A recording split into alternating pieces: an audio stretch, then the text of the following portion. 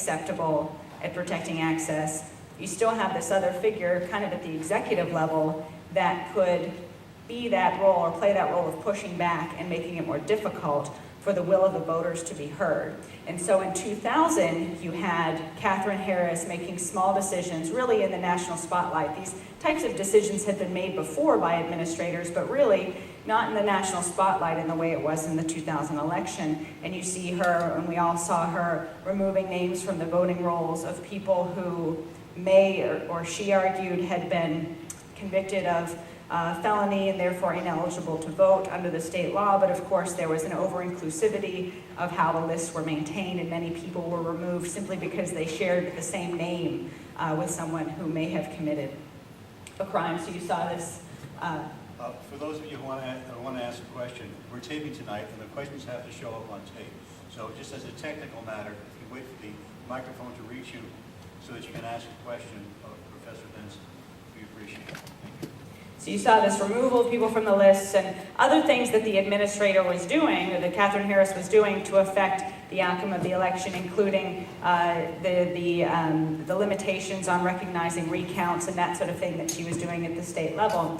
So the interesting thing is that after the 2000 election, we finally, I think, nationally saw how these election administrators at the state and local level can make small decisions to have a significant impact, in this case on the presidential election.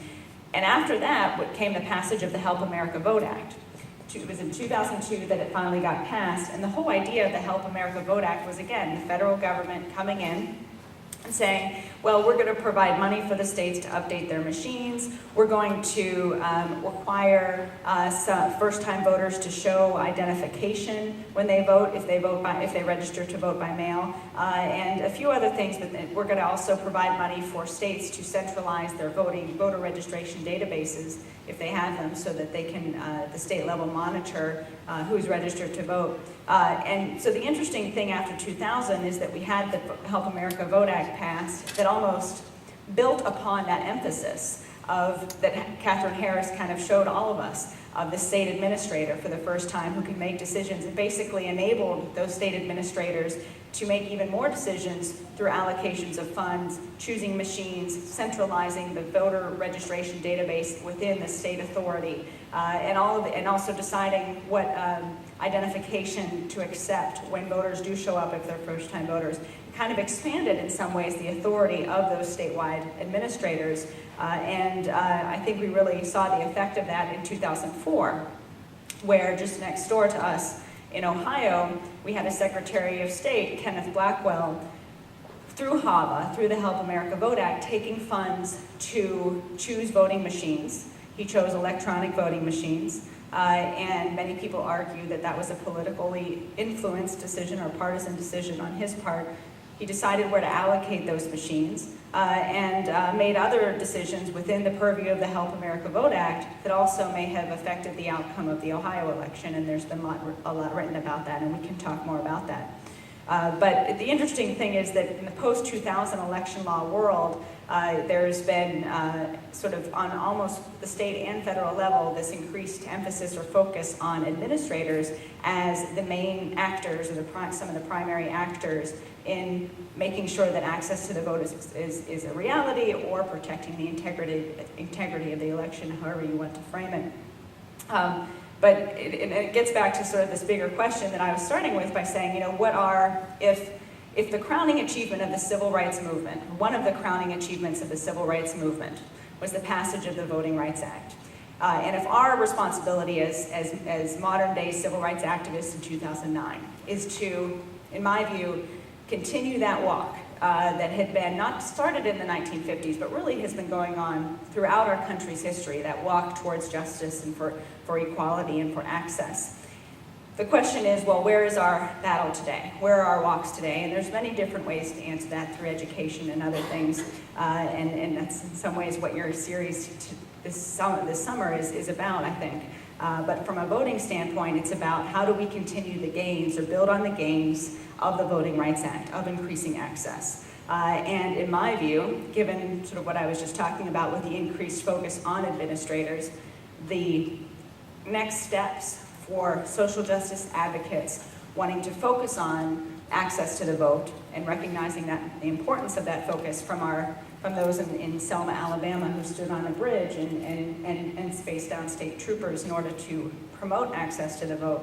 The focus has to include a recognition of the importance of these statewide election administrators who are making so many decisions and have made so many decisions that can have significant effects on who votes and on the outcome of the elections.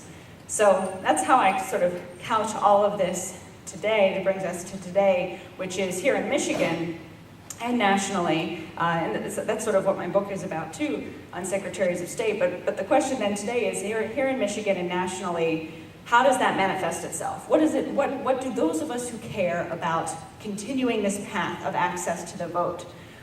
What's our calling? What are we to do? What are we to fight for? And what does that really mean? Well, to me, it means a couple of different things. Let's say 3 things. And I'll talk about them on the administrative level, the state legislative level, and the federal level. And I'll start at the federal level. At the federal level, the battles on the federal level to continue the fight for voting rights are in part about the Voting Rights Act itself. The Voting Rights Act was reauthorized, or parts of it were reauthorized in 2006. They were the parts, this includes a few places in Michigan, they were the parts of the act that covered areas of the country that have had, that were sort of super bad with regards to discrimination in the past. So the southern states, Texas, Arizona, parts of California, and Clyde Township and Buena Vista Township here in Michigan are covered by Section 5 of the Voting Rights Act. And what that means is that they have to submit all of their changes. Anytime they want to do anything to change anything with how they run elections, they have to submit that for approval by the Justice Department. And the Justice Department is then charged with making sure that those changes are not discriminatory, essentially. So that part of the Voting Rights Act that required the submission of all changes to the Justice Department for areas that have a history of discrimination, that was expiring. It was reauthorized in 2006. But just last week, the Supreme Court announced its decision. Some of you may have heard about this in a case about whether or not that provision was still constitutional. And for a while on the federal level, really up until last week, the real battle on the Voting Rights Act side of things federally has been couched in how do we preserve this provision of the Voting Rights Act? How do we keep it from being declared unconstitutional? And the Supreme Court could, many people believe, I don't agree with this, but the argument is that if discrimination no longer exists, then Congress does not have the power to legislate anything that limits or tries to fight this discrimination that if it no longer exists. So in other words, Congress can only pass legislation, the Supreme Court has said more or less in other opinions, to fight discrimination or enforce the 14th Amendment if it has evidence that that type of discrimination is actually going on. Congress can't just sort of decide what it wants to legislate on with the Equal Protection Clause. It can only pass legislation if it's furthering protections against a particular discrimination that still exists. And so the argument that some people wage, and I don't think this is a strong one, is that if there's no more voting discrimination, then Congress doesn't have the authority to keep reauthorizing the Voting Rights Act. And I don't think that's a strong argument, but nevertheless, many people believe that some Supreme Court justices do. And there was I would call it a widespread belief that this decision that came down last week would have potentially struck down that part of the Voting Rights Act as unconstitutional. The Supreme Court decided not to. It said, sort of recognized there was a constitutional question, but decided the case on other grounds and sort of punted the case. But I say all that to say that on the federal level, there's still this open question of, will this part of the Voting Rights Act be declared unconstitutional by the Supreme Court in the near future? It remains to be seen, of course, but in terms of battles on the federal level, that's one big one. And the other big one is legislatively in Congress.